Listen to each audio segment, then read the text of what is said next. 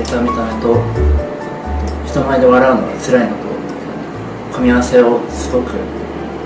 悪いのが悩んでいました。で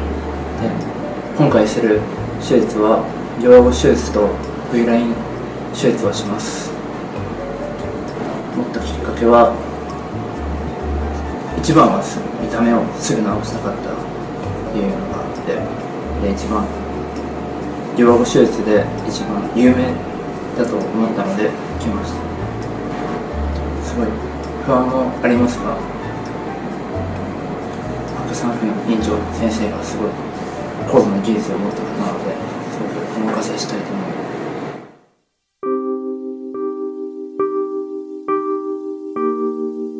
日本から来ました。僕は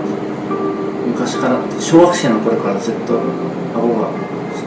出ていたっていうのと、噛み合わせがだんだん悪くなっていって、だんだんどんどんひどくなってしまい、で笑った顔が気持ち悪いとか、すごいバカにされたいっていうのがすごくあって、あと食べ物もなんか細い麺だったりお肉でもあまり噛めずに飲み込んで食べてて、すごい悩んできました。そこで大学病院さんだったり矯正歯科に行ってちょっといろいろ見てもらったんですが、自分のこの反対後方では矯正をしてから手術をしてまた矯正という流れで5年ぐらいかかると言われて、自分的にはすぐ治したいっていうのが一番あったので、日本の整形外科の病院も行きましたが、やっぱり矯正してから手術して矯正って言われて、そこでもう一回もう立ち直れなくなって、そこで ID 病院さんのホームページを見つけて、で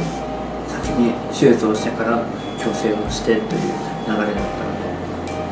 で、ですごい有名な白山分院長先生のことがすごいいろいろ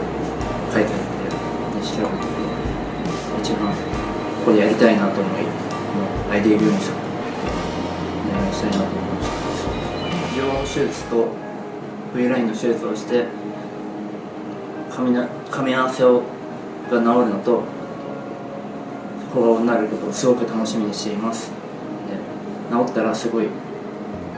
笑顔でみんなに話をしたりとか、いつも笑顔でいられるような自分になることをすごく期待しています。よろしくお願いします。